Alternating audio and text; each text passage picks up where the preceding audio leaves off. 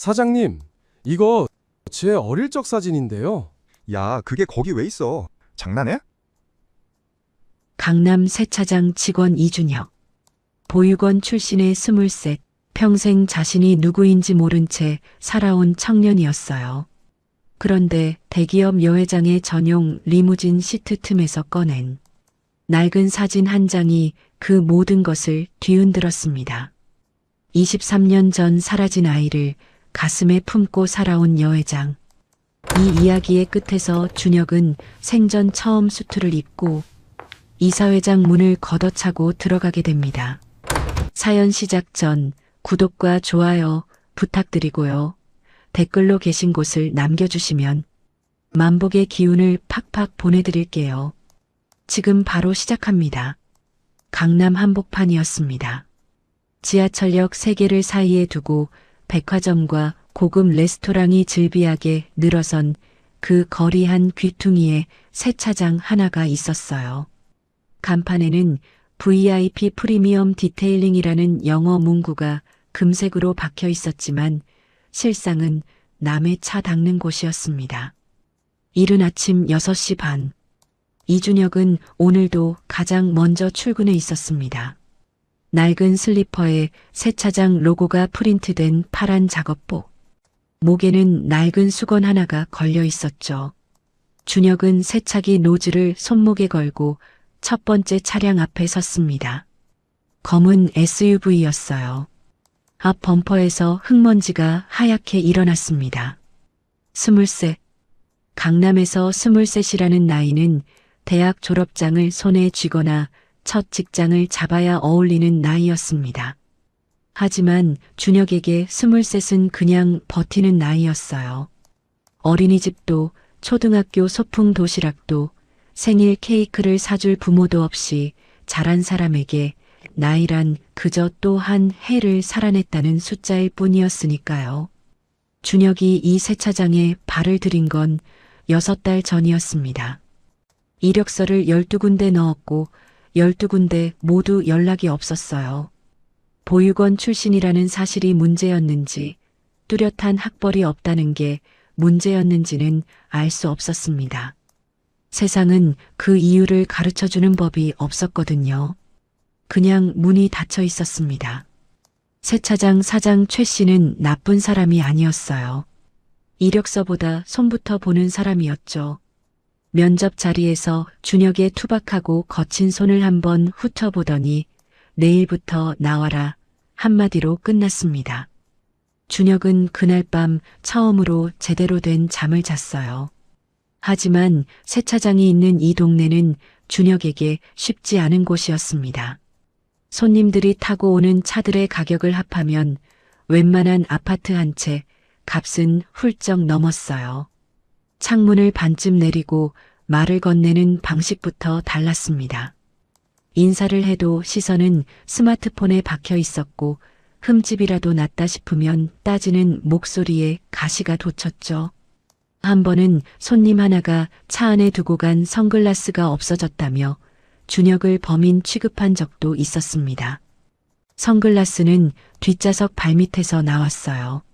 하지만 그 손님은 미안하다는 말 대신 트렁크 안이 덜 닦였다는 말을 남기고 갔습니다. 준혁은 그런 날에도 입을 다물었습니다. 화를 내봤자 자기만 손해라는 걸 살면서 너무 많이 배워온 사람이었어요. 대신 퇴근 후 세차장 뒤편 벤치에 혼자 앉아 하늘을 올려다보는 습관이 있었습니다. 아무것도 생각하지 않으려고 노력하는 시간이었죠. 잘 되지는 않았지만요. 오전 9시가 넘어서자 차들이 몰려들기 시작했습니다. 준혁은 동선을 줄여가며 효율적으로 움직였어요. 외부 세척, 휠 클리닝, 실내 흡입, 유리 닦기. 손이 기억하는 대로 몸이 움직였습니다. 생각을 비우고 일에만 집중하면 시간이 빠르게 갔어요. 그때 세차장 입구 쪽에서 사장 최 씨의 목소리가 들렸습니다. 준혁아, 오늘 특별 손님 오신다.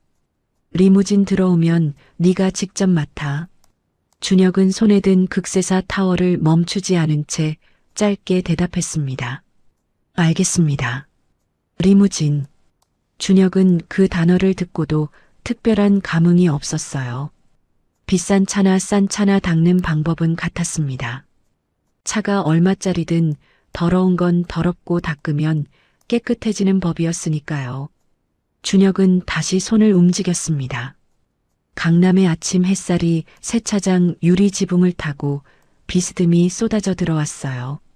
물기가 증발하는 냄새와 세정제 향이 뒤섞인 공기 속에서 준혁의 파란 작업복만 분주하게 움직이고 있었습니다.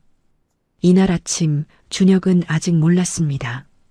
리무진 한 대가 자기 인생을 완전히 뒤바꿔 놓으리라는 사실을. 오후 2시였습니다. 세차장 입구 쪽에서 경적 소리 하나 없이 미끄러지듯 들어오는 차가 있었어요. 검은색 리무진이었습니다. 짙게 틴팅된 유리창 너머로는 아무것도 보이지 않았지만 그 차가 들어서는 순간 세차장 안의 공기가 달라졌습니다. 사장 최 씨가 허리를 반쯤 숙인 채 달려나갔어요. 준혁은 수건을 목에 걸고 천천히 다가갔습니다. 운전석 문이 열리더니 키가 훤칠한 50대 여성이 내렸어요. 단정하게 넘긴 짧은 머리카락, 군더더기 없는 감색 재킷. 전속 기사라기엔 눈빛이 너무 또렷한 사람이었습니다. 그녀가 뒷좌석 문을 열자 또 다른 인물이 천천히 내렸어요. 50대 초반의 여성이었습니다. 검은 머리카락에 은빛이 살짝 섞인 단아한 단발, 옅은 색 코트. 화려하지 않았지만 걸음걸이 하나하나에서 오랜 세월을 버텨온 사람만이 가질 수 있는 무게가 느껴졌어요. 사장 최 씨가 굽실거리며 인사를 건넸고 여성은 짧게 고개를 끄덕이는 것으로 답을 대신했습니다. 실내 세세하게 부탁드립니다. 트렁크 쪽 제외하고요. 전속 기사가 준혁 쪽을 보며 말했어요. 목소리는 낮았지만 또렷했습니다. 준혁은 짧게 대답하고 리무진 문을 열었습니다. 안으로 들어서는 순간 준혁은 자기도 모르게 걸음을 멈췄어요. 새 차에서 나는 냄새와는 다른 오래 사용한 가죽 시트의 냄새였습니다. 고급스럽지만 어딘가 쓸쓸한 냄새. 뒷좌석 창가 쪽에는 주름이 잡힌 무릎 담요가 반듯하게 개어져 있었고 컵 홀더에는 아직 따뜻해 보이는 보리차 컵이 놓여 있었죠. 사람이 오래 있던 공간이었습니다.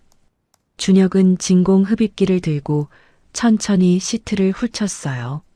앞좌석부터 뒷좌석까지, 발판부터 시트 솔기까지 꼼꼼하게 헤드를 밀어 넣었습니다. 뒷좌석 창가 쪽 시트에 손을 넣었을 때였어요. 손가락 끝에 뭔가가 걸렸습니다. 종이였습니다. 시트 솔기 깊숙한 곳에 끼어 있어서 흡입기로는 잡히지 않는 위치였어요. 준혁은 장갑을 벗고 조심스럽게 손가락으로 꺼냈습니다. 작은 사진이었어요. 세로 6cm 남짓한 구식 인화 사진. 모서리가 닳고 표면에 잠금이 가 있었습니다. 빛이 발에 색감이 누렇게 변해 있었지만 사진 속 모습은 선명했어요. 2살배기쯤 되어 보이는 아이였습니다. 노란 내복을 입은 채 배를 바닥에 깔고 엎드려 있었어요. 두 손으로 턱을 괴고 카메라를 똑바로 바라보고 있는 모습이었는데 눈이 유난히 컸습니다. 웃지 않았는데도 입꼬리가 살짝 올라가 있는 묘한 표정이었어요. 아이의 오른쪽 눈 밑 광대뼈 바로 위에 작은 점이 하나 박혀 있었습니다. 준혁의 손이 멈췄어요. 리무진 밖으로 나왔습니다. 손에 사진을 들고 사장 최 씨에게 다가갔어요. 사장님, 이거 시트 안쪽에서 나왔는데요. 최 씨가 고개를 들었습니다. 사진을 흘깃 보더니 다시 준혁의 얼굴을 봤어요. 야, 근데 그거 왜 이렇게 쳐다봐? 빨리 기사분한테 갖다 드려. 아니, 근데 사장님. 준혁이 사진을 최 씨 앞에 내밀었어요. 이거 제 어릴 적 사진인데요. 최 씨가 사진을 받아들고 잠깐 들여다보더니 준혁의 얼굴을 보고 다시 사진을 봤습니다. 그러고는 피식 웃으며 사진을 돌려줬어요. 야, 그게 거기 왜 있어? 장난해? 아니, 진짜로요. 눈 밑에 점 보세요. 저 여기 있잖아요. 최 씨가 다시 사진을 받아 들여다보았습니다. 준혁의 얼굴과 사진을 번갈아 보더니 손을 내저었어요. 야, 세상에 점 있는 사람이 한둘이야. 얼른 갖다 드려. 귀한 손님이시잖아. 준혁은 사진을 돌려받았습니다. 최 씨는 이미 다른 차량 쪽으로 걸어가고 있었어요. 하지만 준혁은 움직이지 않았습니다. 손에 든 사진을 다시 내려다보았어요. 점의 위치, 엎드린 자세, 배경의 벽지, 최 씨의 말이 맞을 수도 있었습니다. 세상에 점 있는 사람이 한둘이 아니라는 말, 우연일 수도 있었어요. 하지만 준혁의 손은 여전히 떨리고 있었습니다. 왼손을 천천히 자기 얼굴로 올렸어요. 오른쪽 눈 밑, 광대뼈 바로 위, 손끝이 그 자리에 닿았습니다. 오래전부터 거기 있었지만 한 번도 이렇게 의식해 본 적 없던 작은 점이었어요. 사진 속 아이의 점과 같은 자리였습니다. 준혁은 눈을 감았다가 떴어요. 전속 기사가 세차장 한쪽에 서서 여 회장과 나란히 낮은 목소리로 이야기를 나누고 있었습니다. 준혁이 사진을 손에 쥔 채 천천히 그쪽으로 걸어갔어요. 저기요, 실내에서 나온 게 있어서요. 준혁이 전속 기사에게 사진을 내밀었습니다. 기사가 사진을 받아드는 순간이었어요. 손이 멈췄습니다. 아주 짧은 순간이었지만 준혁은 놓치지 않았어요. 평생 감정을 숨기는 훈련이 된 사람만이 지을 수 있는 표정이 스쳐 지나갔습니다. 이미 알고 있는 사람의 얼굴이었어요. 기사가 빠르게 표정을 거두었습니다. 감사합니다. 짧게 말하고 몸을 돌렸어요. 회장님, 목소리가 평소보다 한 톤 낮았습니다. 윤서진 여회장이 고개를 돌렸어요. 기사의 손에 들린 사진을 보는 순간 여회장의 표정이 굳었습니다. 코트깃을 여미고 있던 손이 그대로 멈췄어요. 여회장이 성큼 다가와 사진을 받아들었습니다. 두 손이었어요. 한 손이 아닌 두 손으로 그 작은 사진을 받아드는 모습을 준혁은 무심코 지켜보았습니다. 여회장의 눈이 사진 위에 내려앉았어요. 숨소리가 가늘어졌습니다. 가느다란 손가락이 사진 모서리를 아주 조심스럽게 짚었어요. 마치 힘을 주면 사진 속 아이가 사라지기라도 할까봐 두려운 것처럼. 준혁은 돌아서려 했습니다. 그런데 발이 움직이지 않았어요. 자신도 이유를 몰랐습니다. 그냥 돌아서면 되는 상황이었어요. 사진을 전달했으니 할 일은 끝난 거였습니다. 하지만 발바닥이 바닥에 붙은 것처럼 움직이질 않았어요. 여회장이 고개를 들었습니다. 사진을 건넨 청년의 얼굴을 바라보았어요. 처음에는 그냥 인사치레로 시선을 올린 것이었습니다. 고맙다는 눈빛을 보내고 돌아서면 그만인 순간이었어요. 그런데 여회장이 돌아서지 않았습니다. 준혁의 얼굴 어딘가에 시선이 걸린 것처럼 그 자리에 멈춰 섰어요. 입술이 미세하게 벌어졌습니다. 눈동자가 흔들렸어요. 세차장 소음이 멀어지는 것 같았습니다. 여회장의 시선이 준혁의 오른쪽 눈 밑 광대뼈 바로 위에 박힌 작은 점에 닿았습니다. 사진 속 아이의 바로 그 자리에 있는 점과 같은 위치였어요. 저기, 여회장이 입을 열었습니다. 목소리가 떨렸어요. 50대를 버텨온 사람의 목소리라고는 믿기지 않을 만큼 가늘고 작은 소리였습니다. 이름이 어떻게 되니? 준혁은 짧게 대답했습니다. 이준혁입니다. 여회장의 눈에 뭔가가 차올랐어요. 눈물인지 아닌지 구분하기 어려운 그 경계 어딘가의 것이었습니다. 몇 살이에요? 23입니다. 여회장이 사진을 가슴에 끌어안았습니다. 두 팔로 꼭 안은 채 눈을 감았어요. 세차장 한가운데서 고급 코트를 입은 여성이 작은 사진 한 장을 가슴에 안고 눈을 감는 모습이 너무도 이상했지만 준혁은 그 모습에서 눈을 뗄 수 없었습니다. 왜 저러시지? 머릿속으로는 그렇게 생각했어요. 하지만 가슴 어딘가에서는 이미 알고 있었는지도 몰랐습니다. 이 만남이 단순한 우연이 아니라는 것을. 그때 세차장 입구 쪽에서 구두 소리가 울렸습니다. 딱딱하고 빠른 소리였어요. 방향을 가리지 않고 공간을 장악하는 발소리. 준혁이 고개를 돌리자 검은 코트를 걸친 40대 남성이 성큼성큼 걸어오고 있었습니다. 강태호였습니다. 여회장의 의부사들. 그룹 부회장 직함을 달고 있었어요. 키가 크고 어깨가 넓었습니다. 코끝에 걸친 금태 안경 너머로 상황을 단숨에 읽어내는 눈빛이 번뜩였어요. 강태호의 시선이 여회장에서 준혁으로 옮겨갔습니다. 세차 작업복을 입은 청년, 여회장의 굳은 표정, 그 사이에 흐르는 이상한 공기. 강태호의 입꼬리가 아주 미세하게 내려갔습니다. 웃음이 사라진 게 아니었어요. 경계심이 올라온 거였죠. 오랫동안 다져진 촉이 지금 눈앞의 상황이 자신에게 유리하지 않다는 신호를 보내고 있었습니다.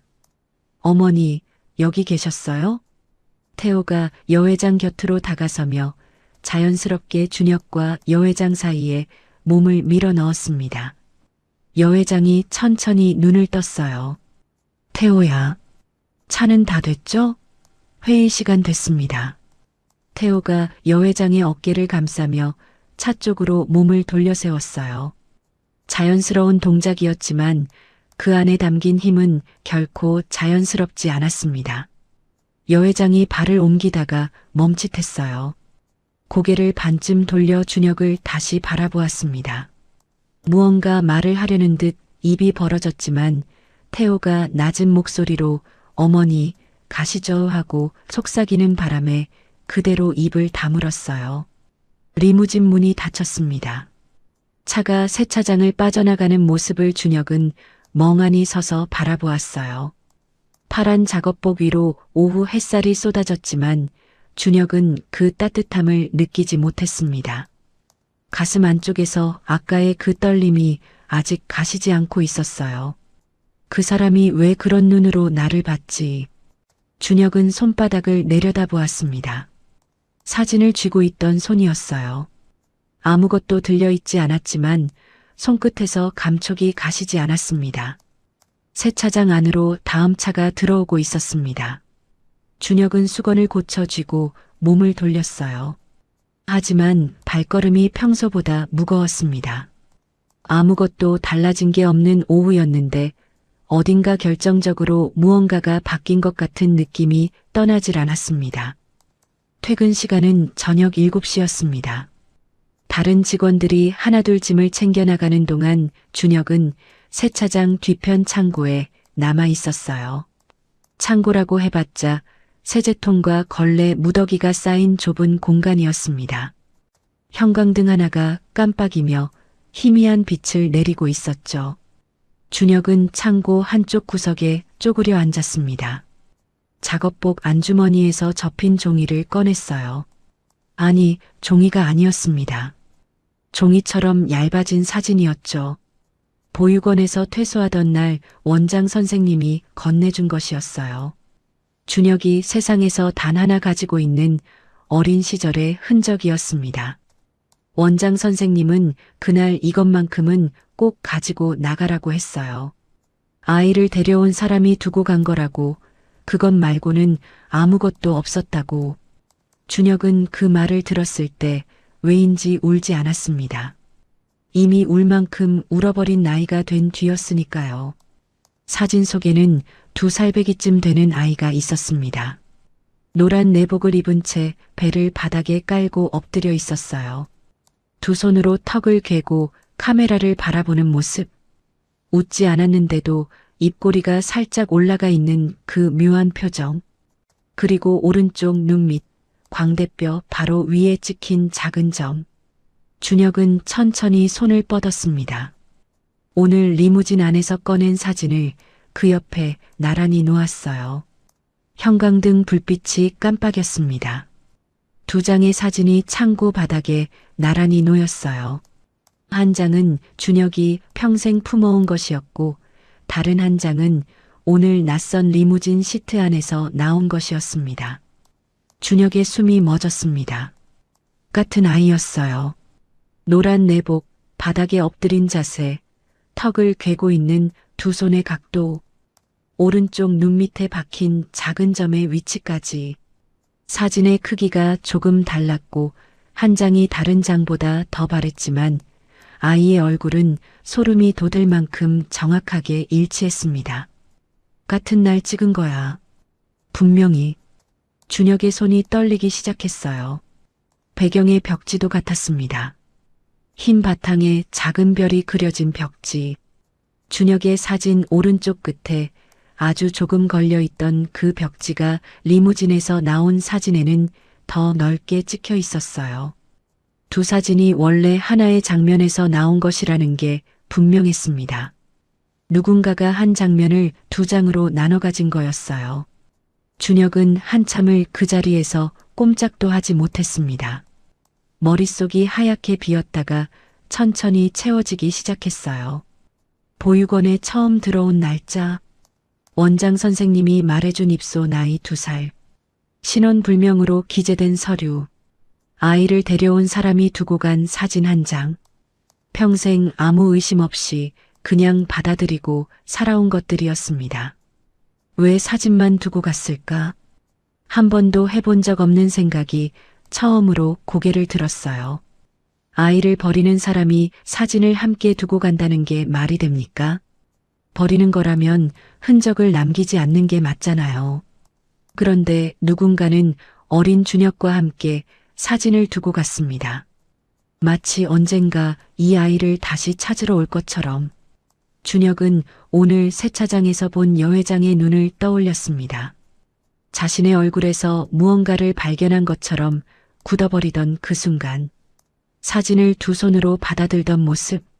리무진이 빠져나가기 직전 뒤를 돌아보던 눈빛. 준혁은 두 사진을 조심스럽게 들어 올렸어요. 자기 것은 다시 안주머니에 접어 넣었습니다. 리무진에서 나온 것은 오른손에 쥔 채 형광등을 올려다보았어요.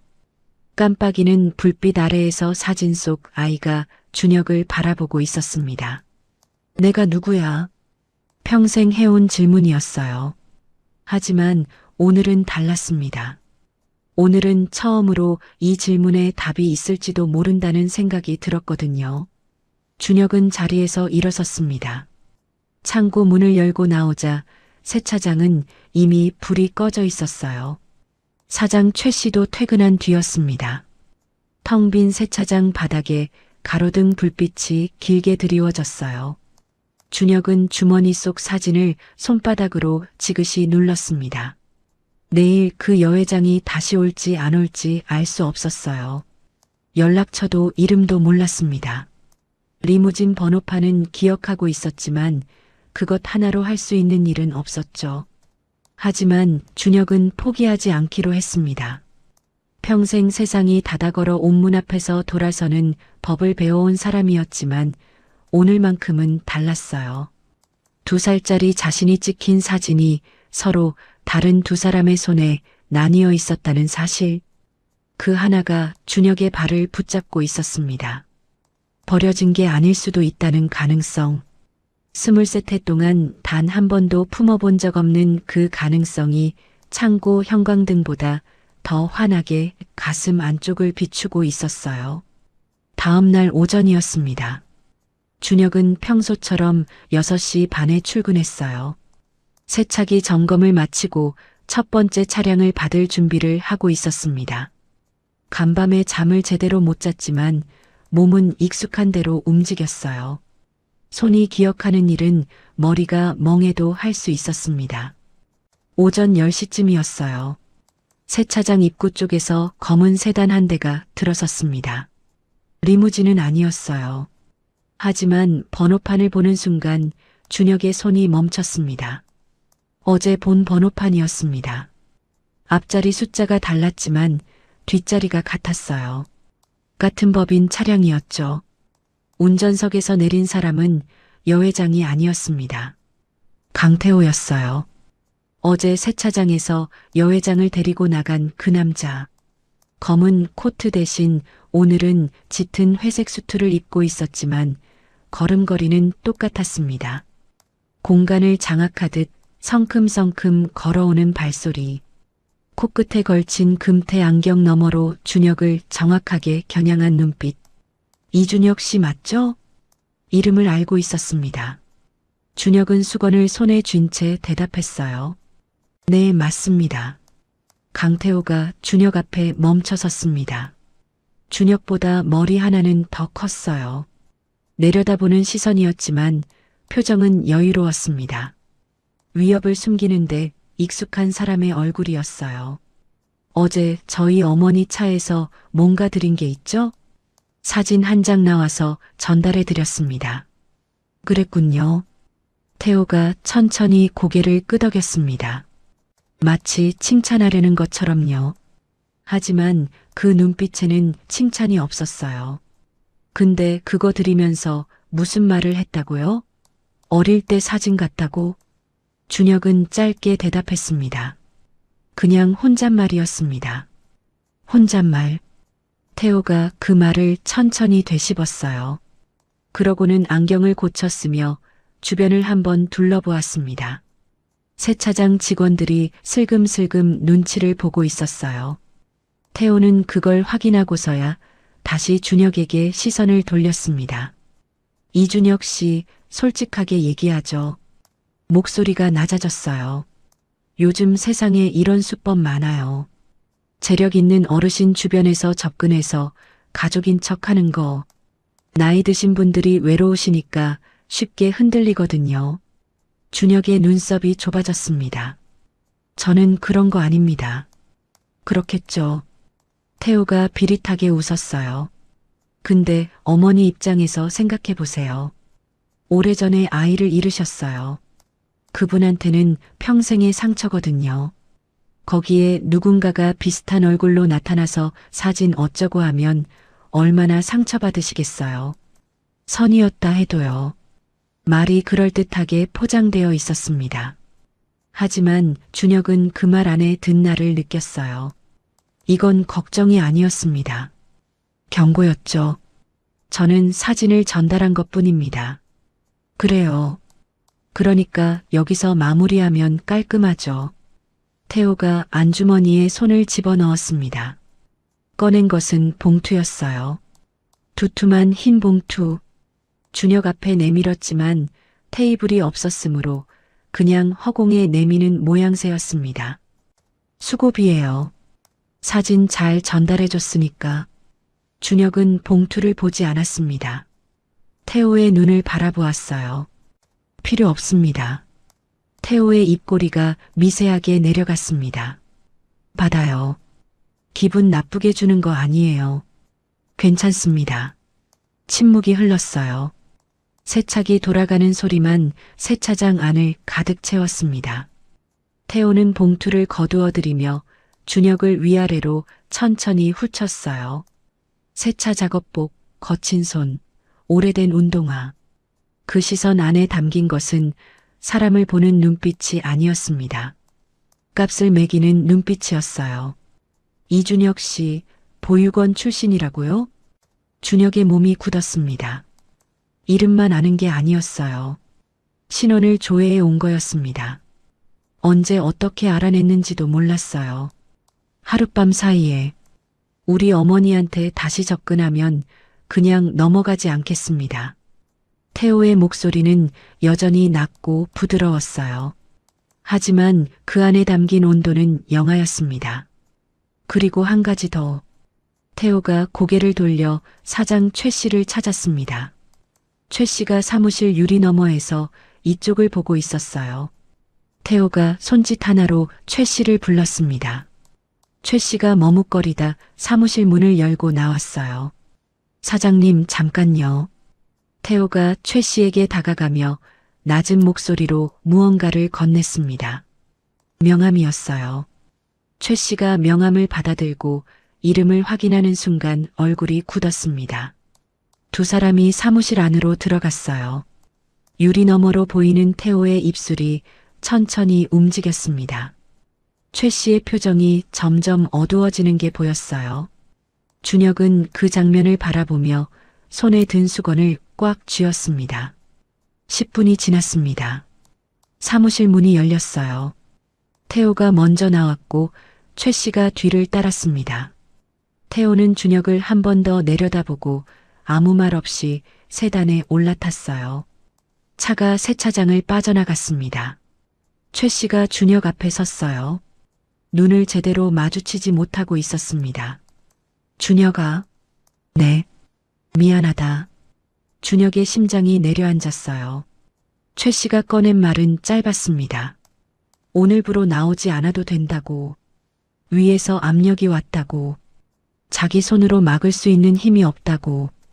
최 씨의 목소리에는 진짜 미안함이 묻어 있었지만 그 미안함이 준혁을 지켜주지는 못했습니다.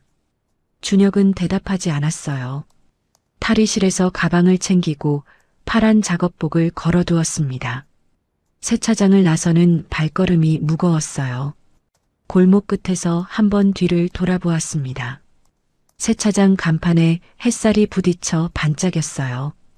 준혁은 입술 안쪽을 깨물었습니다. 분했습니다. 하지만 그보다 더 크게 올라오는 감정이 있었어요. 확신이었습니다. 저 남자가 이렇게까지 움직인다는 것 자체가 증거였어요. 감출 게 없는 사람은 이렇게 하지 않습니다. 준혁은 주머니 속 사진을 손끝으로 짚었어요. 세차장 골목을 빠져나와 큰 길로 접어들면서 속으로 되뇌었습니다. 도망치는 건 저쪽이 먼저 한 거잖아. 오후 2시였습니다. 준혁은 세차장에서 나온 뒤 1시간째 걷고 있었어요. 어디로 가야 하는지 몰랐습니다. 발이 가는 대로 걸었더니 한강변이었어요. 강바람이 얼굴을 때렸습니다. 봄이 왔다는 게 무색하게 강 위에서 불어오는 바람은 아직 차가웠어요. 난간의 기대강을 내려다보았습니다. 회색빛 강물이 느릿하게 흘렀어요. 강 건너편으로 아파트 단지가 빼곡하게 들어차 있었습니다. 저 집들 안에는 밥 짓는 냄새가 나고 누군가를 기다리는 사람이 있을 거였어요. 준혁에게는 6달 만에 또 일자리가 없어진 것이었습니다. 이력서를 또 써야 했어요. 보육원 출신이라는 항목이 없는 이력서. 하지만 면접에서 어김없이 나오는 질문. 가족관계를 적어주세요. 비상연락처는요? 그 질문 앞에서 준혁은 늘 말이 짧아졌습니다. 없습니다. 라는 2글자가 이력서 한 장을 통째로 무너뜨리는 걸 너무 많이 경험했거든요. 준혁은 난간에서 등을 떼고 벤치에 앉았습니다. 주머니에서 휴대폰을 꺼냈어요. 연락처를 한참 내려가다 손가락이 멈췄습니다. 경기도 광주 성실 보육원 원장 선생님. 전화를 건 건 충동적이었어요. 신호가 3번 울리고 익숙한 목소리가 들렸습니다. 준혁이구나. 오랜만이다.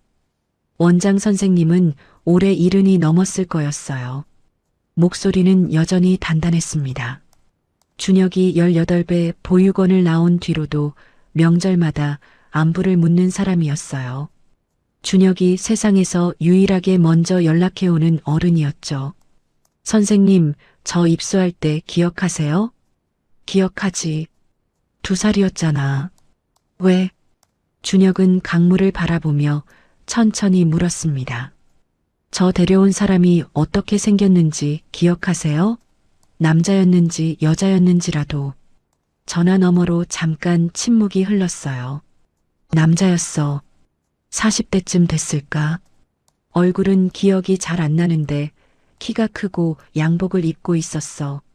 아이만 놓고 금방 가버렸거든. 담요에 쌓인 채로 왔는데 품에 사진이 하나 있었고. 사진이요. 응. 애가 엎드려서 찍은 사진.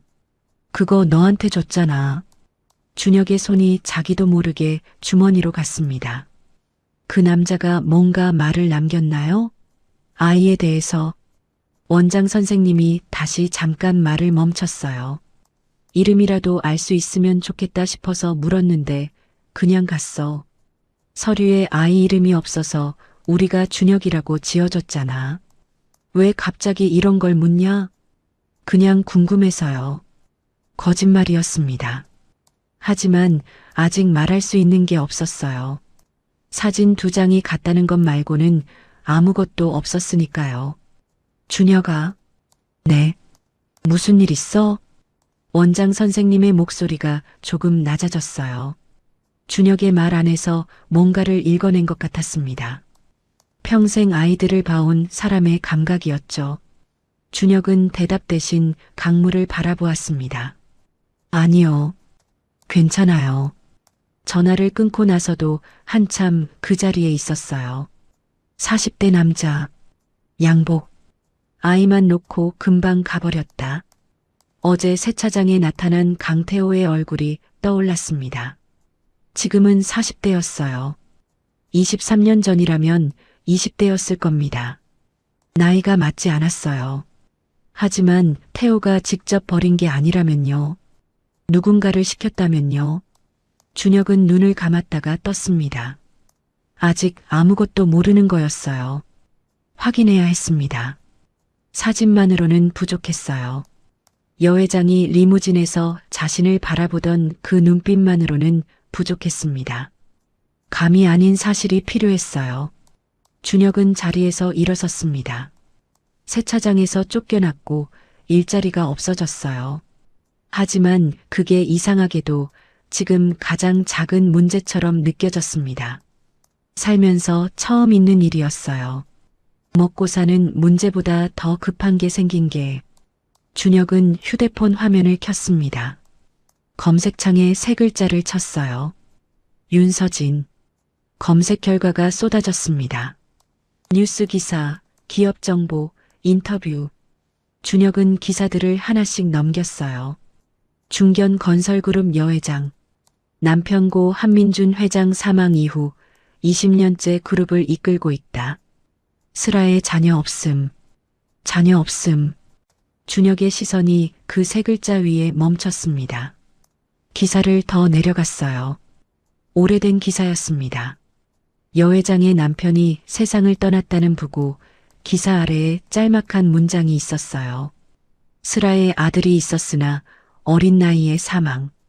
이후 재혼 상대의 아들 강태호가 그룹 경영에 참여. 어린 나이에 사망. 준혁은 휴대폰 화면을 꺼트렸습니다. 강바람이 다시 불어왔어요. 아까보다 더 차가웠습니다. 하지만 준혁은 추운 줄 몰랐어요. 가슴 안쪽에서 뜨거운 것이 천천히 끓어오르고 있었습니다. 죽었다고 기록된 아이. 보육원에 버려진 아이.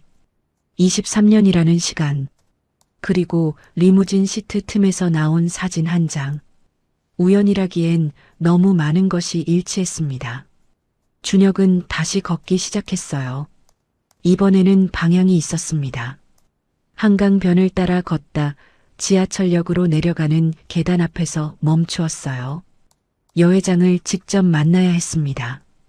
강태호를 통하지 않고, 비서를 통하지 않고, 세차장이라는 울타리 없이 맨몸으로 그 방법을 찾아야 했어요. 준혁은 계단을 내려가며 어제 리무진에서 처음 본 사람을 떠올렸습니다. 전속 기사. 준혁의 얼굴을 보자마자 굳어버렸던 그 표정. 여회장이 아닌 그 기사가 먼저였습니다. 그 사람은 알고 있었습니다. 분명히. 사흘이 지났습니다. 준혁은 그 사흘 동안 매일 아침 세차장 근처를 맴돌았어요. 세차장 안으로 들어가는 게 아니었습니다. 골목 끝 편의점 앞에 서서 세차장 입구가 보이는 방향으로 시선을 고정했어요. 리무진이 다시 올 수도 있다는 생각이었습니다. 아니면 전속 기사가 혼자 들를 수도 있다는 생각이었죠. 첫째 날은 아무것도 없었습니다. 둘째 날도 마찬가지였어요. 그리고 셋째 날 오전 11시였습니다. 편의점 유리 너머로 검은 세단 한 대가 세차장 앞에 멈추는 게 보였어요. 리무진이 아니었습니다. 하지만 운전석에서 내린 사람을 보는 순간 준혁은 편의점 문을 밀고 나갔습니다. 전속 기사 박미란이었어요. 혼자였습니다. 여회장도 없었고 강태호도 없었어요. 미란은 세차장 안으로 들어가지 않고 입구 앞에서 담배 한 개비를 꺼내 물었습니다. 불을 붙이려는데 라이터가 말을 듣지 않는지 몇 번을 켰다 껐다 했어요. 준혁이 다가갔습니다. 저 기억하세요? 미란이 고개를 들었어요. 라이터를 쥔 손이 멈췄습니다. 준혁의 얼굴을 확인하는 순간 그 표정이 변했어요. 처음 사진을 건넸을 때와 같은 표정이었습니다. 알고 있는 사람이 드러내는 그 묘한 긴장감. 뭐 하는 거예요? 목소리가 낮았어요. 경계가 담긴 목소리였습니다. 잠깐만 시간 주세요. 오래 걸리지 않을게요. 할 말 없어요. 미란이 라이터를 다시 켰습니다. 이번에는 불이 붙었어요. 담배 연기가 세차장 입구 위로 천천히 올라갔습니다. 준혁은 주머니에서 사진을 꺼냈어요. 자신의 사진이었습니다. 보육원에서 가져온, 평생 품어온 그 사진. 미란 앞에 내밀었어요. 미란이 외면하려다 시선이 사진 위에 걸렸습니다. 담배를 쥔 손이 미세하게 흔들렸어요. 연기가 흐트러졌습니다. 미란은 사진에서 눈을 떼지 못한 채 한동안 아무 말도 하지 않았어요. 어디서 났어요, 이거? 목소리가 달라졌습니다. 아까의 경계심이 빠지고 그 자리를 다른 것이 채웠어요. 오래된 무언가가 건드려졌을 때 나오는 목소리였습니다. 보육원에서 가져온 겁니다. 제가 입수할 때 같이 있던 사진이에요. 미란이 담배를 발밑에 비벼 껐습니다. 따라와요. 골목 안쪽에 작은 분식집이 있었어요. 점심시간 전이라 손님이 없었습니다. 미란은 구석자리에 앉았고 준혁도 맞은편에 앉았어요. 아주머니가 물을 가져다 놓고 들어가자 두 사람만 남았습니다. 미란은 한동안 테이블만 바라보았어요. 무언가를 결심하는 사람의 침묵이었습니다. 몇 살이에요? 23입니다. 생일은요? 11월 14일. 보육원에서 정해준 거라 정확하지 않을 수 있다고 했어요. 미란의 눈이 감겼다 열렸습니다. 준혁 씨, 내가 하는 말 끝까지 들어요. 중간에 끊지 말고요. 준혁은 고개를 끄덕였습니다. 미란이 물컵을 두 손으로 감쌌어요. 손가락 마디가 하얗게 변할 만큼 힘을 주었습니다. 그리고 천천히 입을 열었어요. 23년 전 겨울이었습니다. 윤서진 여회장은 당시 29이었어요. 남편 한민준과 결혼한 지 5년째였고 2살배기 아들 한성재가 있었습니다. 부족할 것 없는 삶이었어요. 하지만 그 집안에는 들어오지 말았어야 할 사람이 있었습니다. 강태호의 아버지였어요. 한민준 회장의 대학 동기로 그룹 재무이사 자리를 꿰차고 들어온 사람이었습니다. 겉으로는 믿음직한 동료였지만 속으로는 그룹 지분과 경영권을 노리고 있었어요. 그리고 한민준 회장이 갑작스럽게 건강이 나빠지기 시작하면서 그 야욕이 수면 위로 올라오기 시작했죠. 회장이 쓰러졌습니다. 병상에 누운 남편 곁을 지키는 윤서진에게 강태호 아버지가 접근했어요. 위로하는 척 다가왔지만 손에는 서류가 들려 있었습니다. 경영권 위임 동의서였어요. 제가 대신 그룹을 지켜드리겠다는 말과 함께 윤서진이 거절했습니다. 그러자 사흘 뒤에 아이가 없어졌어요. 미란의 목소리가 거기서 잠깐 끊겼습니다. 물을 한 모금 마셨어요. 손이 떨리고 있었습니다. 내가 그날 당직이었어요. 새벽 2시였는데 아이 방에서 소리가 안 나는 거예요. 들어가 보니 없었어요. 창문이 열려 있었고 준혁은 숨을 참고 있었습니다. 회장님이 기절하셨어요. 경찰이 왔고 수사가 시작됐는데 사흘 만에 종결됐습니다. 아이가 사망한 것으로 처리됐어요. 유고라고 가져온 게 있었는데 그게 다른 아이 것이었다는 걸 나중에야 알았어요. 강태호 아버지가 손을 쓴 거였죠. 직접 봤나요? 준혁의 목소리가 가라앉았습니다. 봤어요. 미란이 고개를 들었어요. 처음으로 준혁의 눈을 똑바로 바라보았습니다. 그날 새벽에 강태호 아버지가 직접 아이를 안고 나가는 걸 봤어요. 뒷문으로. 나는 그때 너무 어렸고 겁이 났어요. 말했다가 나도 어떻게 될까봐. 그래서 못 본 척했어요. 미란의 눈에 눈물이 차올랐습니다. 23년 동안 그게 가슴에 박혀 있었어요. 매일 아침 회장님 얼굴 보면서 말 못하고 살아온 거예요. 그러다 사흘 전에 준혁 씨 얼굴을 보는 순간 말을 잇지 못했습니다. 준혁은 테이블 위에 두 사진을 나란히 놓았어요. 자신의 사진과 리무진에서 나온 사진. 미란이 두 사진을 내려다보았습니다. 눈물 한 방울이 테이블 위에 떨어졌어요. 같은 날 찍은 거 맞죠? 준혁이 물었습니다. 미란이 고개를 끄덕였어요. 회장님이 직접 찍은 사진이에요. 두 장을. 한 장은 지갑에 넣고 한 장은 아이 방 서랍에 뒀는데 아이가 사라진 날 그 사진도 없어졌어요. 그게 어떻게 된 건지는 나도 몰랐는데. 준혁이 손끝으로 자신의 사진을 짚었습니다. 저랑 같이 보육원에 있었던 거예요. 분식집 안이 조용했습니다. 아주머니가 주방에서 뭔가를 끓이는 소리만 들렸어요. 준혁은 한동안 아무 말도 하지 않았습니다. 23년이라는 시간이 이 좁은 분식집 안에 압축되어 있는 것 같았어요. 증언해 주실 수 있어요? 준혁이 물었습니다. 부탁이 아닌 확인이었어요. 미란이 눈물을 닦지 않은 채 고개를 들었습니다. 그러려고 23년을 기다렸어요. 준혁은 두 사진을 조심스럽게 집어들었습니다. 가슴 안쪽에서 뜨거운 것이 단단하게 굳어지는 느낌이 들었어요. 슬픔이 아니었습니다. 분노도 아니었어요. 비로소 방향이 생긴 사람의 결이었습니다. 같은 날 저녁이었습니다. 강남 부촌 깊숙한 곳에 자리한 윤서진 여회장의 저택. 높은 담장 너머로 정원수가 가지런히 다듬어져 있었고 현관까지 이어지는 돌길 양옆에는 봄꽃이 막 피어나고 있었어요. 바깥에서 보면 흠잡을 곳 없이 단정한 집이었습니다. 하지만 저택 안쪽은 달랐어요. 여회장의 침실 커튼이 낮부터 쳐져 있었습니다. 샹들리에 불빛이 은은하게 내려앉았지만 방 안의 공기는 무거웠어요.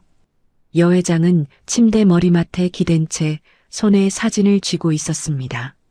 사흘 전 세차장에서 돌려받은 그 사진이었어요. 사진 속 아이의 얼굴을 손끝으로 쓸어내렸습니다. 세차장 청년의 눈, 오른쪽 눈 밑에 박힌 작은 점, 사진 속 성재와 같은 자리, 같은 크기, 살아있는 건 아닐까? 입 밖으로 낼 수 없는 생각이었습니다. 낼 수 없어서 더 커지는 생각이었어요. 그때 침실 문이 소리 없이 열렸습니다. 회장님, 또 그 사진 보고 계십니까? 강태호였어요. 목소리는 부드러웠습니다. 걱정이 담긴 아들의 목소리. 하지만 여회장은 태호가 들어서는 순간 자기도 모르게 사진을 등 뒤로 감추었습니다. 왜 그랬는지는 본인도 몰랐어요. 그냥 몸이 먼저 움직였습니다. 태호가 침대 곁으로 다가왔어요. 요즘 너무 무리하세요. 밥도 제대로 못 드시고 주무시지도 못하고. 괜찮아. 괜찮지 않으세요? 태호가 침대 옆 탁자에 은쟁반을 내려놓았습니다. 하얀 알약 2알과 물이 담긴 유리잔이었어요. 여회장이 시선을 내렸다가 다시 들었습니다. 저건 뭐야? 담당 선생님이 처방해 주셨어요. 수면 안정에 좋은 거랍니다. 요즘 자주 깨신다고 하셨잖아요. 여회장은 알약을 보았습니다. 흰색이었어요. 작고 둥근 알약 2알. 태호가 가져다 준 약을 먹기 시작한 게 언제부터인지 정확히 기억나지 않았습니다. 몇 년은 된 것 같았어요. 먹고 나면 머리가 몽롱해지는 대신 잠이 잘 왔거든요. 안 먹어도 돼. 요즘 잠 잘 자. 태호의 눈꼬리가 미세하게 내려갔습니다. 회장님, 사흘 전부터 주무시는 걸 제가 다 알고 있어요. 새벽에 불 켜져 있는 것도요. 여 회장이 입을 다물었어요. 태호가 알약을 집어 여 회장의 손바닥 위에 올려놓았습니다. 차갑고 가벼운 감촉이었어요. 여 회장은 손바닥 위 알약을 내려다보다가 천천히 입안에 넣었습니다. 그 세차장 청년 말이에요. 태호가 물 한 잔을 건네며 자연스럽게 말을 꺼냈어요. 제가 알아봤습니다. 보육원 출신에 이렇다 할 연고도 없고요. 이런 수법을 쓰는 사람들이 요즘 많아요. 사전에 재력가 집안 정보를 빼내서 접근하는 거죠. 회장님처럼 오래된 상처가 있으신 분들을 노리는 거예요. 여 회장이 물을 삼켰습니다. 사진이 같았어. 사진이요? 그 청년이 가진 사진이랑 내 사진이랑 같은 사진이었어. 같은 날 찍은 거라고. 태호가 한 박자 쉬었습니다. 회장님, 그런 사진은 얼마든지 구할 수 있어요. 요즘은 SNS에 올라온 사진을 도용하는 것도 일도 아니라고요. 예전 사진을 오래된 것처럼 가공하는 기술도 있고요. 목소리는 여전히 부드러웠습니다. 성재는 그날 불길 속에서 아버지와 함께 갔어요. 제가 어렸을 때라 기억이 선명하진 않지만 그게 사실이잖아요. 수십 년이 지난 지금 갑자기 살아 돌아온다는 건 현실에서는 없는 일이에요. 여 회장의 눈꺼풀이 무거워졌습니다. 약 기운이 퍼지기 시작하는 신호였어요. 처음에는 눈 뒤쪽이 뜨끈해지고 그 다음에는 생각이 흐릿해졌습니다. 손에 힘이 빠지고 말하려던 것들이 혀 위에서 녹아내렸어요. 태호가 목소리를 낮췄습니다. 침대 곁에 허리를 숙이며 여 회장의 귀 가까이 다가왔어요. 회장님, 지금 판단력이 흐려지신 거예요. 그러니까 저런 사기꾼한테 흔들리시는 겁니다. 제가 곁에서 지켜드릴게요. 염려하지 마세요. 여 회장의 입술이 움직이려 했습니다. 하지만 소리가 나오지 않았어요. 방 안의 불빛이 물속에서 보는 것처럼 일렁거렸습니다. 사진을 쥔 손가락에서 힘이 빠졌어요. 태호가 천천히 몸을 일으켰습니다. 여 회장의 눈이 감기는 걸 확인하고서야 침실 문 쪽으로 걸어갔어요. 문 밖에서 대기하던 비서에게 고개를 까딱이며 낮은 목소리로 말했습니다. 유전자 검사소 알아봐. 강남 일대 전부. 저 청년이 회장님한테 접근하기 전에 검사를 의뢰할 가능성이 있어. 미리 손 써놔. 비서가 고개를 숙이며 수첩에 뭔가를 적었습니다. 그리고 박미랑 기사. 태호가 잠깐 멈췄어요. 요즘 뭐 하는지 동선 파악해. 회장님 곁에 너무 오래 있던 사람이야. 무슨 생각을 하는지 모르거든. 비서가 다시 고개를 끄덕이고 사라졌습니다. 태호는 마지막으로 침실 안을 돌아보았어요. 약 기운에 눈을 감아가는 여 회장의 모습이 보였습니다. 손에는 아직 사진이 쥐어져 있었어요. 태호의 눈빛이 그 사진 위에 잠깐 머물렀습니다. 그러고는 아무 표정 없이 문을 닫았어요. 복도를 걸어나가는 태호의 구두 소리가 저택 안에서 또렷하게 울렸습니다. 규칙적이고 느린 소리였어요. 서두르지 않는 사람의 발소리였죠. 모든 것이 자기 손안에 있다고 확신하는 사람의 걸음이었습니다. 하지만 바로 그 시간 저택에서 멀지 않은 골목 안 작은 분식집에서 준혁은 박미란의 눈을 바라보며 한 가지를 묻고 있었습니다. 검사소에 손을 쓸 거예요. 분명히. 그 사람이 가만히 있을 리 없어요. 미란이 고개를 끄덕였습니다. 그러면 어떻게 할 거예요? 준혁이 테이블 위에 놓인 두 장의 사진을 집어들며 대답했어요. 그쪽이 판을 짜면 우리도 짜면 됩니다. 목소리는 낮았지만 흔들림이 없었어요. 밑바닥에서 오래 구른 사람이 내는 목소리였습니다. 쉽게 꺾이지 않는 사람의 목소리. 창밖으로 봄밤이 깔리고 있었습니다. 다음 날 오전이었습니다. 준혁은 미란에게 연락을 받았어요. 여 회장이 오전 시간에 혼자 있을 거라고 했습니다. 태호가 외부 일정으로 자리를 비운다는 것도 미란이 직접 준혁을 저택 안으로 들여보내겠다고 했어요. 23년을 기다려온 사람의 결심이었습니다. 준혁은 지하철을 탔습니다. 부촌역에서 내려 걸어가는 동안 손이 계속 주머니 안 사진을 짚었어요. 평생 품어온 그 사진. 오늘은 이것 하나로 모든 걸 말해야 했습니다. 변호사도 없고 증거도 부족했어요.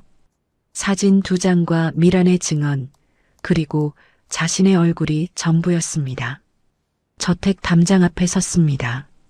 안에서 미란이 문을 열어주었어요. 눈빛으로 빨리 들어오라고 말하고 있었습니다. 준혁이 안으로 들어서자 미란이 조용히 문을 닫았어요.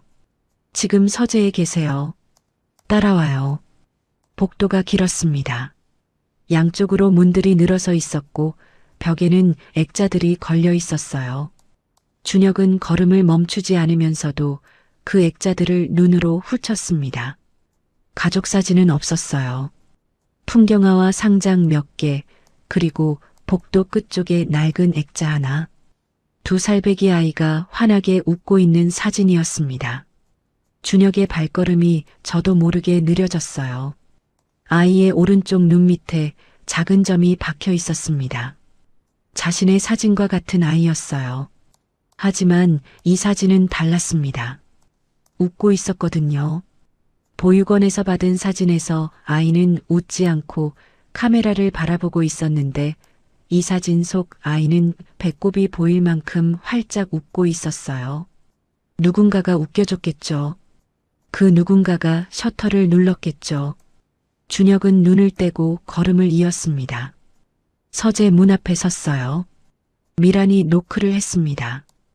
회장님, 드릴 말씀이 있어서요. 잠깐의 침묵이 흘렀습니다. 들어와요. 미란이 문을 열었어요. 준혁이 뒤따라 들어섰습니다. 서재는 넓었습니다. 한쪽 벽이 통째로 책장이었어요. 창가 쪽에 낡은 소파가 있었고 윤서진 여회장이 그 소파에 앉아 있었습니다. 무릎 위에는 서류 한 장이 놓여 있었지만 읽고 있지는 않았어요. 창밖을 바라보다 고개를 돌렸습니다. 준혁을 보는 순간 여회장의 몸이 굳었어요. 소파 팔걸이를 짚으며 천천히 일어섰습니다. 무릎 위 서류가 바닥으로 떨어졌지만 줍지 않았어요. 어떻게 여기를... 목소리가 떨렸습니다. 준혁이 한 발 앞으로 나섰어요. 찾아와서 죄송합니다. 드릴 말씀이 있어서요. 여회장이 미란을 보았습니다. 미란이 고개를 숙였어요. 여회장의 눈빛이 흔들렸다가 다시 준혁에게로 돌아왔습니다. 앉아요. 준혁이 소파 맞은편 의자에 앉았어요. 여회장도 다시 소파에 앉았습니다. 미란은 서재 문 앞에 서서 아무 말 없이 두 사람을 바라보았어요. 준혁은 주머니에서 사진을 꺼냈습니다. 보육원에서 가져온 그 사진을 여회장 앞 테이블 위에 조심스럽게 내려놓았어요. 여회장의 시선이 사진에 내려앉았습니다. 숨소리가 가늘어졌어요. 그 옆에 2번째 사진을 나란히 놓았습니다. 리무진에서 나온 사진이었어요. 여회장이 지갑에 오래 품고 다니던 그 사진. 세차장에서 돌려준 뒤 여회장이 가져간 줄 알았는데 미란이 며칠 전 살짝 빌려두었던 것이었습니다. 2장이 나란히 놓였어요. 여회장의 손이 테이블 위에서 떨리기 시작했습니다. 같은 아이였어요. 같은 노란 내복, 같은 자세, 같은 벽지. 오른쪽 눈밑 같은 자리에 같은 점. 여회장은 두 사진을 번갈아 보다가 천천히 고개를 들었습니다. 준혁의 얼굴을 바라보았어요. 사진 속 아이의 눈밑, 그리고 눈앞의 청년 눈밑 같은 자리. 여 회장의 입술이 파르르 떨렸습니다. 이 사진은 어디서? 보육원에서요. 제가 입소할 때 담요에 쌓인 채로 같이 있었다고 했어요. 2살이었습니다. 여 회장의 눈에서 눈물이 차올랐어요. 저는 제 부모가 누군지 모르고 살았습니다. 왜 버려졌는지도 몰랐어요. 그냥 그런 사람인 줄 알고 살았습니다. 준혁의 목소리가 낮았어요. 감정을 억누르고 있었지만 끝부분에서 조금씩 갈라졌습니다. 근데 사흘 전에 회장님 리무진에서 이 사진이 나왔어요. 그냥 지나칠 수가 없었어요. 여 회장이 두 사진을 두 손으로 집어들었습니다. 가슴에 안듯 끌어당기다가 다시 내려다보았어요. 눈물이 사진 위로 떨어졌습니다.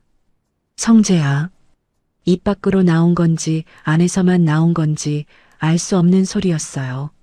미란이 서재문에서 한 발 앞으로 나섰습니다. 눈이 빨개져 있었어요. 회장님, 제가 드릴 말씀이 있습니다. 23년 전 그날 밤에 대해서요. 여 회장의 고개가 천천히 올라갔습니다. 미란이 입을 열었어요. 그날 새벽의 이야기를 처음부터 끝까지 말했습니다. 뒷문, 담요에 쌓인 아이, 강태호 아버지의 뒷모습, 무서워서 말하지 못한 23년. 매일 아침 여 회장의 얼굴을 보면서 삼켜온 말들. 미란의 목소리가 몇 번이나 끊겼지만 끝까지 멈추지 않았어요. 여 회장은 미란의 말을 들으면서 움직이지 않았습니다. 눈물이 흘렀어요. 닦지 않았습니다. 손에 쥔 사진만 점점 더 세게 움켜쥐었어요. 손가락 마디가 하얗게 변할 만큼. 미란이 말을 마쳤습니다. 서재안이 조용해졌어요. 한참이 지나서야 여 회장이 입을 열었습니다. 미란 씨. 네. 왜 이제 말해요? 목소리에 원망이 없었어요. 그냥 묻는 거였습니다. 미란이 고개를 떨구었어요. 무서웠어요. 그리고 죄송했어요. 회장님한테도 성재 도련님한테도. 여 회장이 눈을 감았습니다.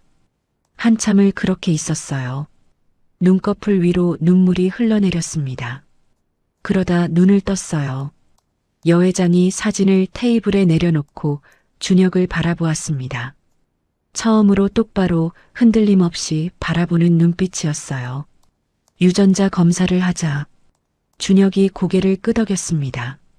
근데 태호가 가만히 있지 않을 거예요. 알아. 여 회장의 목소리가 달라졌습니다. 약에 눌려있던 목소리가 아니었어요. 오늘 오전 태호가 자리를 비운 사이 약을 먹지 않은 여 회장의 목소리였습니다. 맑고 단단했어요. 그래도 해야지. 준혁이 의자에서 일어섰습니다. 여 회장도 일어섰어요. 두 사람이 서재 한가운데에 마주 섰습니다. 창밖으로 봄 햇살이 쏟아져 들어왔어요. 준혁의 낡은 점퍼와 여 회장의 단정한 코트가 같은 빛 아래 나란히 있었습니다. 아무것도 증명되지 않은 순간이었어요. 하지만 두 사람 모두 알고 있었습니다. 이미 가장 중요한 것은 알아버린 뒤라는 걸. 검사소는 서초구 한 건물 4층에 있었습니다. 엘리베이터가 없어서 계단을 걸어 올라갔어요. 미란이 앞장섰고 여 회장이 그 뒤를 따랐습니다. 준혁이 맨 뒤에서 걸었어요. 계단 난간이 낡아서 흔들렸습니다. 고급 코트를 입은 여 회장이 그 난간을 잡고 한 계단씩 올라가는 모습이 묘하게 느껴졌어요. 평생 다른 세계에 살던 사람이 처음으로 같은 계단을 밟고 있는 것 같았습니다. 접수를 마쳤어요. 대기실 의자에 나란히 앉았습니다. 여 회장과 준혁 사이에 한 자리가 비어 있었어요.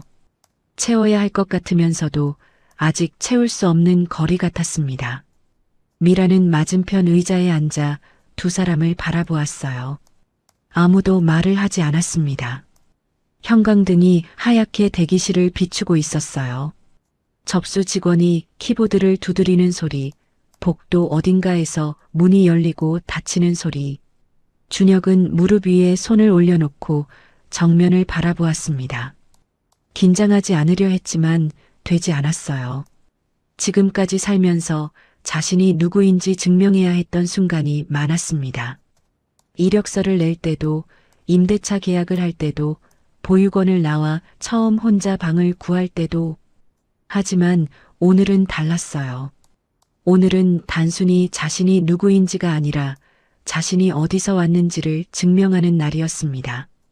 살면서 한 번도 가져본 적 없는 증명이었어요. 이름이 뭐예요?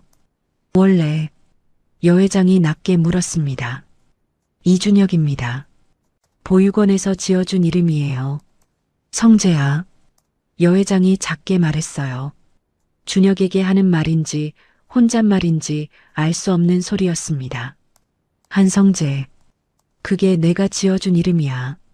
준혁은 그 이름을 소리내어 따라하지 않았습니다. 아직 입에 붙지 않는 이름이었어요. 평생 불러본 적 없는 이름.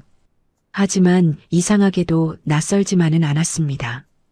처음 듣는 말인데 어딘가에서 들어본 것 같은 느낌이었어요. 한성재. 속으로만 한번 불러보았습니다. 번호가 호출되었어요. 두 사람이 검사실 안으로 들어갔습니다. 흰 가운을 입은 직원이 안내했어요. 구강 안쪽을 면봉으로 닦아내는 간단한 과정이었습니다. 5분이 채 걸리지 않았어요. 직원이 샘플을 밀봉했습니다.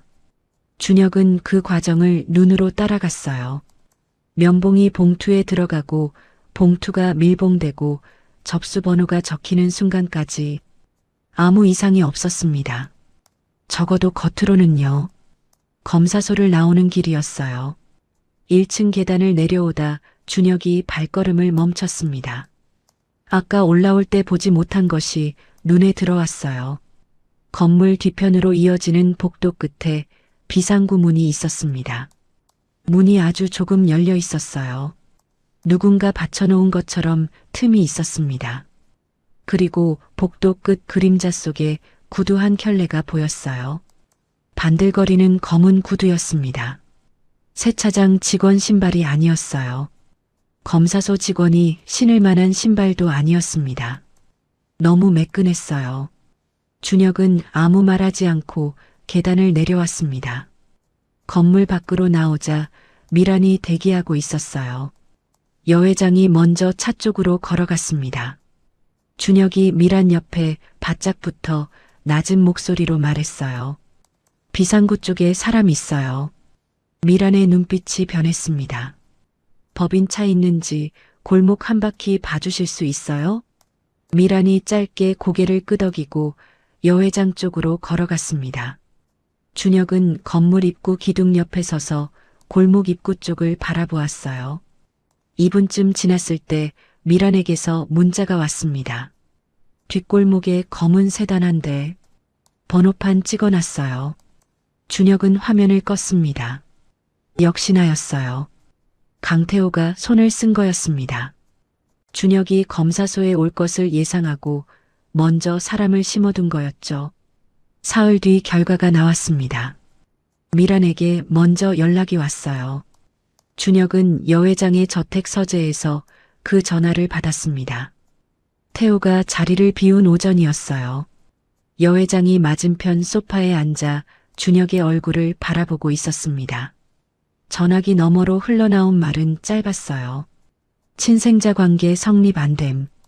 준혁이 전화를 끊었습니다. 여 회장이 물었어요. 뭐래요? 준혁은 잠깐 여 회장을 바라보았습니다. 조작됐어요.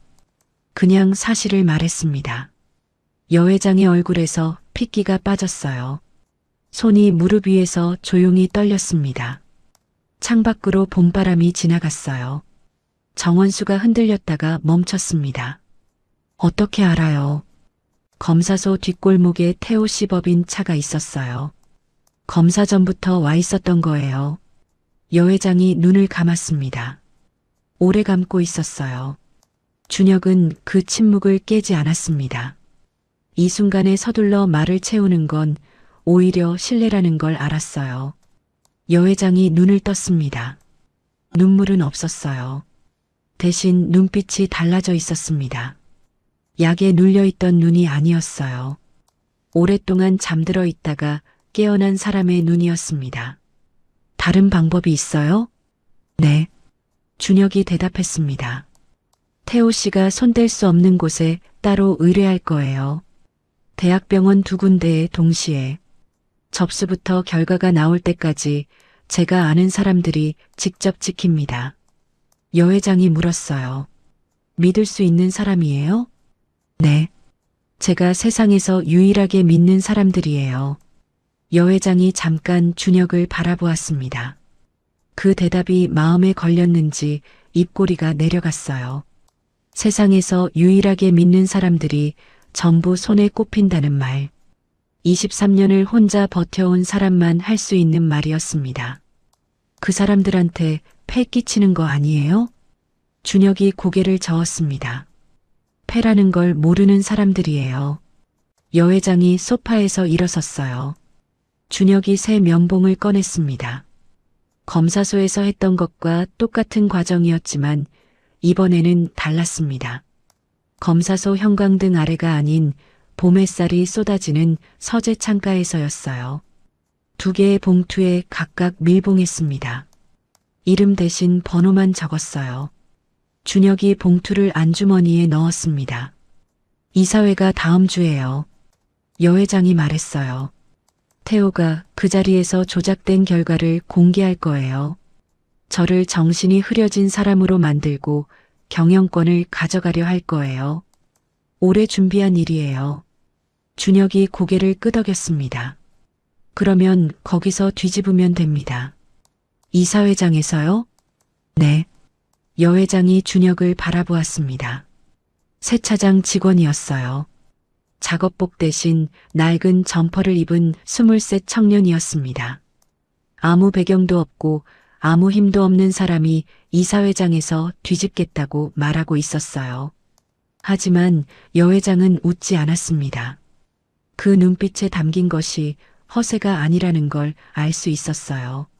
밑바닥에서 오래 살아남은 사람만이 가질 수 있는 차갑고 단단한 확신이었습니다. 준비할 시간이 일주일이에요. 충분합니다. 준혁이 안주머니를 손바닥으로 지그시 눌렀어요.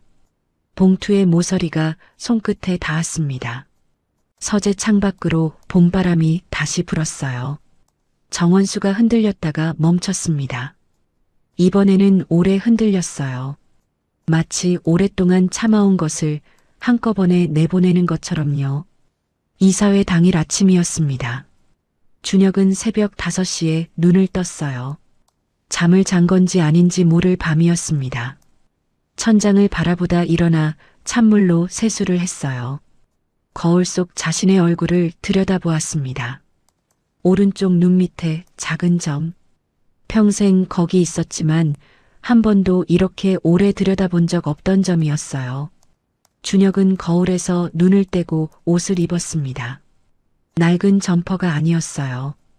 일주일 전 중고 거래 앱에서 구한 검은 수트였습니다. 어깨가 조금 넓었지만 입을만 했어요. 넥타이는 미란이 챙겨준 것이었어요. 감색이었습니다. 거울 앞에 서보았어요. 낯설었습니다. 세차 작업복도 아니고 낡은 점퍼도 아닌 사람. 하지만 얼굴은 그대로였어요. 거친 손도 그대로였습니다. 수트가 그것들을 감추지는 못했어요. 하지만 준혁은 감추고 싶지 않았습니다. 안주머니를 확인했어요. 봉투 2개. 대학병원 2곳에서 각각 도착한 유전자 검사 결과지였습니다. 일주일 동안 준혁의 지인 2명이 병원 로비에서 접수부터 결과 수령까지 직접 지켰어요. 준혁이 미안하다고 하자 한 명이 웃으며 말했습니다. 형님 일인데 당연하죠. 그 한마디가 준혁의 목구멍을 뜨겁게 했어요. 봉투는 아직 뜯지 않았습니다. 이사회장에서 뜯을 거였어요. 그게 맞다고 생각했습니다. 혼자 미리 확인하는 게 아니라 모두가 보는 앞에서, 그래야 아무도 부정할 수 없으니까요. 그리고 USB 하나가 더 있었습니다. 검사소 비상구 계단에서 찍은 영상이었어요. 강태호의 비서가 검사소 직원에게 봉투를 건네는 장면, 주고받는 대화까지 담겨 있었습니다. 준혁의 지인이 건물 외벽에 붙어서 찍은 거였어요. 화질이 완벽하지는 않았지만 얼굴과 목소리는 선명했습니다. 준혁은 안주머니에 손을 얹었어요. 이제 돌려받으러 갑니다. 빼앗긴 이름, 그리고 우리 어머니의 23년. 현관을 나섰습니다. 가온그룹 본사는 강남 한복판에 있었습니다. 지상 30층짜리 유리 건물이었어요. 아침 햇살이 유리 외벽에 부딪혀 사방으로 튀었습니다. 건물 앞에 서자 준혁은 잠깐 걸음을 멈췄어요. 평생 이런 건물에 들어가 본 적이 없었습니다. 하지만 오래 올려다보지 않았습니다. 걸어 들어갔어요. 26층 대회의실이었습니다. 엘리베이터 문이 열리자 복도 끝까지 말소리가 들렸어요. 이미 많은 사람이 모여 있었습니다. 준혁이 복도를 걸어가는 동안 지나치는 사람마다 시선이 따라왔어요. 수트 차림이었지만 거친 손이 이 건물과 어울리지 않는다는 걸 준혁 본인도 알고 있었습니다. 상관없었어요. 대회의실 문 앞에 경비 2명이 서 있었습니다. 초청받지 않은 분은 입장이 어렵습니다. 준혁이 멈추지 않고 말했어요. 할 말이 있어서 왔습니다. 경비가 어리둥절한 표정을 지었습니다. 그 틈에 준혁이 문을 밀었어요. 쾅! 문이 벽에 부딪혔습니다. 회의실 안의 모든 시선이 일제히 뒤로 쏠렸어요. 길게 늘어선 회의 탁자 양편으로 주주들이 빼곡히 앉아 있었고 뒤편에는 기자 몇 명이 카메라를 들고 있었습니다. 단상 위에 선 강태호가 마이크를 쥔 채 굳었어요. 준혁이 걸어 들어갔습니다. 검은 수트에 감색 넥타이, 거친 손, 곧은 허리. 태호의 눈이 좁아졌어요. 당장 저 사람 끌어내. 경비가 달려왔습니다. 준혁은 피하지 않았어요. 대신 입을 열었습니다. 마이크 없이도 회의실 끝까지 올리는 목소리였어요. 잠깐만요. 여러분. 경비가 준혁의 팔을 잡았습니다. 준혁은 버티며 말을 이었어요. 지금 저 사람이 보여드리는 유전자 검사 결과는 조작된 겁니다. 회의실이 술렁였습니다. 태호가 마이크를 잡으며 목소리를 높였어요. 저 사람 지금 이 자리를 난장판으로 만들려는 겁니다. 회장님을 노리고 접근한 사기꾼이에요. 당장 끌어내십시오. 그 순간이었어요. 앞줄에 앉아있던 윤서진 여회장이 자리에서 일어섰습니다. 놔두세요. 목소리가 낮았지만 회의실 전체에 울렸어요. 경비가 멈칫했습니다. 태호의 얼굴이 굳었어요. 회장님, 이 청년 말을 들어보겠습니다. 태호가 여회장 쪽으로 몸을 돌렸습니다. 어머니, 저 사람은 사기꾼입니다. 여기서 무슨 말을 해도. 태호 씨, 여회장이 태호를 똑바로 바라보았어요. 약기운이 거친 지 일주일이 지난 눈이었습니다. 흐릿함이 없었어요. 당신이 내 아들이 아니라는 건 오래전부터 알았어요. 회의실이 조용해졌습니다. 태호의 입술이 굳었어요. 여회장이 자리에 다시 앉았습니다. 준혁을 향해 짧게 고개를 끄덕였어요. 준혁이 안주머니에서 USB를 꺼냈습니다. 회의실 뒤편 제어실 직원에게 건넸어요. 주주 한 명이 틀어보라고 말했습니다. 대형 스크린이 바뀌었어요. 영상이 재생되었습니다. 건물 비상구 계단. 어둑한 공간에서 양복 입은 남자가 흰 가운의 직원에게 봉투를 건네는 장면이었어요. 목소리가 또렷하게 들렸습니다. 강상구와 윤서진 샘플 친생자 관계 불일치로 처리해. 결과 가져오면 잔금 입금한다. 양복 남자의 얼굴이 비상등 불빛에 드러났어요. 강태호의 비서였습니다. 회의실이 벌집을 쑤신 듯 술렁였어요. 주주들이 자리에서 일어서고 기자들이 카메라를 들이밀었습니다. 태호가 마이크를 잡았어요. 저건 조작 영상입니다. 저 사람이 만들어낸. 준혁이 태호를 바라보았습니다. 조작이면 반박하시면 됩니다. 그리고 안주머니에서 봉투 2개를 꺼냈어요. 갈색 봉투 위에 대학병원 직인이 선명하게 찍혀 있었습니다. 준혁이 봉투를 뜯었어요. 처음 뜯는 순간이었습니다. 손이 떨렸어요. 아무도 모르게 봉투 안에서 결과지를 꺼내 펼쳤습니다. 눈이 한 줄을 찾았어요. 친생자 관계 일치. 확률 99.99%. 두 번째 봉투도 뜯었어요. 친생자 관계 일치. 확률 99.99%. 두 장의 결과지를 단상 위에 펼쳤습니다. 카메라 플래시가 터졌어요. 스크린에 숫자가 올라갔어요. 두 병원이 같은 숫자를 말하고 있었습니다. 준혁이 고개를 들어 태호를 바라보았습니다. 저는 23년 전 당신 아버지가 보육원에 버린 한성재입니다. 그 한마디가 떨어지는 순간이었어요. 회의실 안의 공기가 완전히 바뀌었습니다. 웅성거림이 폭풍처럼 번졌고 주주들의 시선이 일제히 태호를 향했어요. 태호가 뒷걸음질을 쳤습니다. 입을 벌려 무언가 말하려 했지만 아무 소리도 나오지 않았어요. 23년간 쌓아 올린 것들이 단 몇 분 만에 무너지는 얼굴이었습니다. 회의실 양쪽 문으로 사복 형사들이 조용히 들어왔어요. 미란이 일주일 전 검찰에 진술서를 제출했어요. 23년 전 그날 밤의 목격 진술. 거기에 영상과 두 병원의 결과지까지 더해지자 영장 발부는 하루 만에 났습니다. 형사 2명이 태호의 양팔을 잡았어요. 태호가 힘없이 고개를 떨구었습니다. 저항하지 않았어요. 저항할 말이 남아있지 않은 사람의 모습이었습니다. 형사들이 태호를 이끌고 문 쪽으로 걸어갔어요. 준혁은 그 뒷모습을 바라보다가 돌아섰습니다. 앞줄에서 여 회장이 자리에서 일어서고 있었어요. 비틀거리는 다리로 단상 쪽을 향해 걸어왔습니다. 주주들도 기자들도 아무도 말을 하지 않았어요. 카메라 셔터 소리만이 침묵 속에서 쉴 새 없이 울렸습니다. 여 회장이 단상 앞에 다다랐어요. 준혁이 앞에 섰습니다. 두 사람이 마주 섰어요. 검은 수트의 청년과 단정한 코트의 여 회장. 26층 유리창 너머로 봄 햇살이 쏟아져 들어왔습니다. 두 사람의 어깨 위에 똑같이 내려앉았어요. 여 회장이 손을 뻗었습니다. 준혁의 얼굴을 두 손으로 감쌌어요. 가느다란 손이었습니다. 떨리는 손이었어요.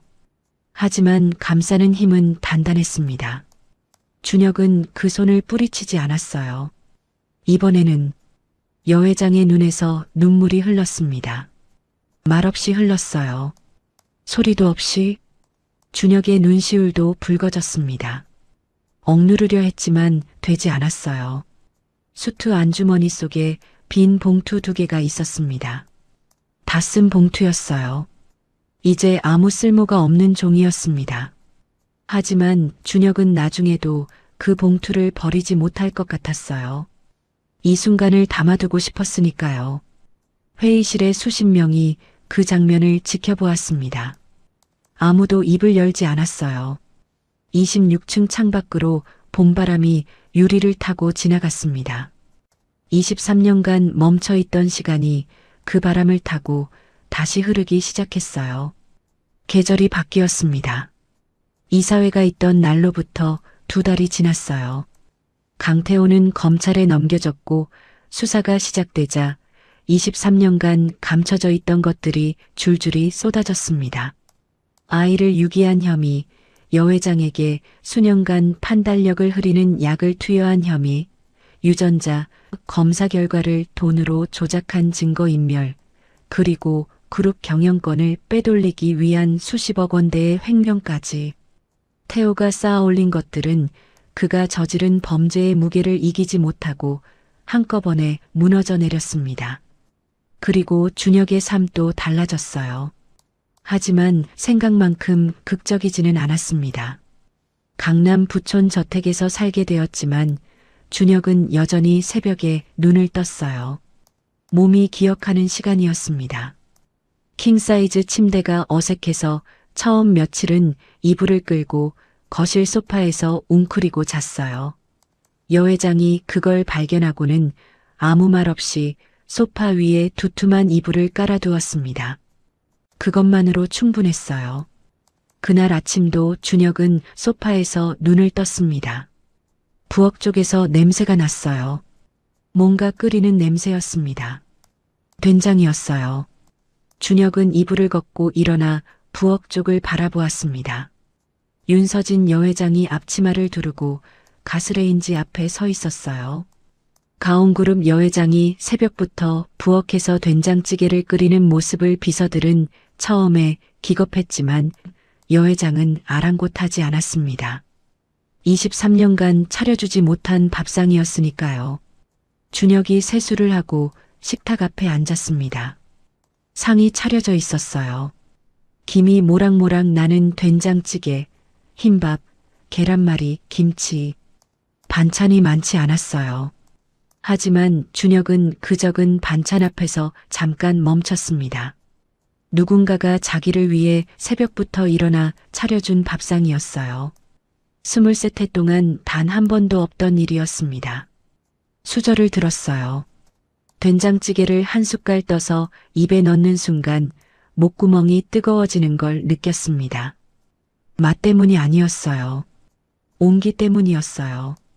편의점 삼각김밥과 컵라면으로 끼니를 때우던 사람에게 처음으로 닿는 온기가 어떤 건지 준혁은 그제야 알았습니다. 울컥하는 마음을 꾹 누르며 밥그릇을 비웠어요. 여회장이 맞은편에 앉아 아들이 밥 먹는 모습을 바라보았습니다. 말없이 바라보기만 했어요. 그것만으로도 눈물이 차올랐지만 오늘은 참았어요. 아들 앞에서 울기만 하는 엄마는 되고 싶지 않았으니까요. 맛있어요? 여회장이 물었습니다. 네. 준혁의 대답은 짧았어요. 하지만 짧은 말 안에 담긴 것은 적지 않았습니다. 박미란도 달라졌습니다. 23년간 가슴에 품어온 말을 꺼내놓은 뒤 미란의 얼굴에서 오래된 무게가 걷혔어요. 여회장의 전속 기사직을 내려놓고 작은 꽃집을 차렸습니다. 저택에서 차로 10분 거리에 있는 골목 아니었어요. 준혁이 가끔 들르면 미라는 꽃 한 다발을 툭 내밀었습니다. 말없이요. 준혁도 말없이 받았어요. 그것으로 충분했습니다. 세차장 사장 최 씨도 연락이 왔어요.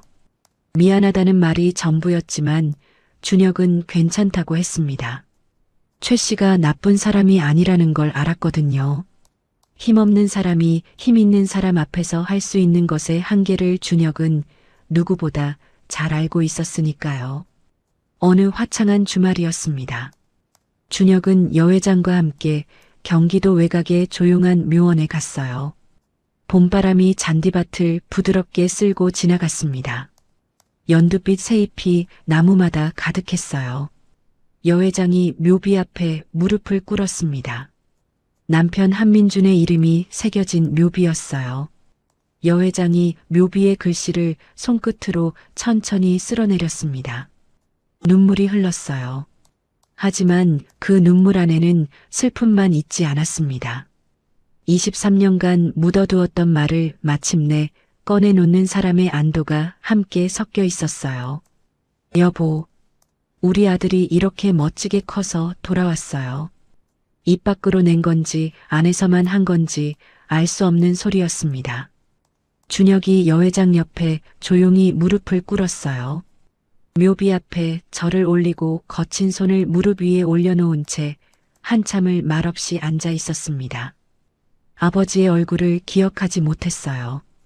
2살의 기억은 어디에도 남아있지 않았으니까요.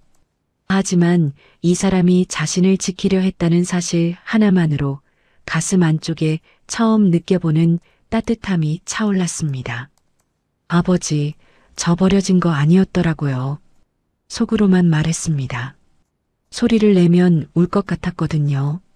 늦었지만 이제 제가 엄마 옆에 딱 붙어서 지키겠습니다. 평생 어디 안 갑니다. 준혁의 거친 손 위로 여 회장의 가느다란 손이 겹쳐졌습니다. 두 사람은 아무 말 없이 묘비 앞에 나란히 앉아 봄바람을 맞았어요. 연두빛 새잎들이 바람에 흔들렸습니다. 집으로 돌아오는 길이었어요. 준혁이 운전을 했습니다. 조수석에 여 회장이 앉아 창밖을 바라보고 있었어요. 봄도로가 따뜻한 빛으로 가득했습니다. 한동안 말이 없었어요. 그러다 준혁이 먼저 입을 열었습니다. 혀끝에서 오래 맴돌던 말이었어요. 아직 어색하고 아직 서툰 말이었습니다. 하지만 언제까지고 미룰 수는 없었어요. 엄마, 여 회장이 고개를 돌렸습니다. 준혁은 앞을 보며 말을 이었어요. 눈을 마주치면 더 이상 말을 잇지 못할 것 같았거든요. 배고파요. 집에 가서 밥 먹어요. 여 회장이 웃었습니다. 소리 없이 웃었어요. 입꼬리가 올라가고 눈가에 주름이 잡히는 웃음이었습니다. 23년 만에 아들 입에서 처음 나온 그 두 글자를 듣고 나서 나오는 웃음이었어요. 눈물도 함께 흘렀지만 웃음이 더 컸습니다. 그래, 가자. 오늘은 미역국 끓여줄게. 미역국이요? 생일 때 먹는 거잖아. 이제부터라도. 준혁이 입술을 꾹 다물었습니다. 대답하지 않았어요. 대답할 수가 없었거든요. 목구멍이 막혀서요. 앞유리 너머로 봄도로가 펼쳐졌습니다. 가로수가 연두빛으로 물들어 있었어요. 차가 그 사이를 달렸습니다. 두 사람의 그림자가 도로 위에 나란히 길게 늘어졌어요. 현관문이 닫혔습니다. 안에서 냄비 소리가 나고 두 사람의 목소리가 낮게 섞였어요. 말이 많지 않아도 괜찮았습니다. 오래 떨어져 있던 사람들은 말보다 온기가 먼저였으니까요. 길었던 겨울이 끝나고 23년 만에 찾아온 진짜 봄이었습니다. 강남 세차장에서 묵묵히 일하던 23 청년 이준혁이 낡은 사진 한 장을 발견하는 순간부터 시작된 이 이야기를 끝까지 함께 해주셔서 진심으로 감사드립니다. 23해를 아무것도 아닌 사람처럼 살아온 청년이 사실은 아무것도 아닌 게 아니었어요. 다만 누군가가 오랫동안 그렇게 믿게 만든 것이었습니다.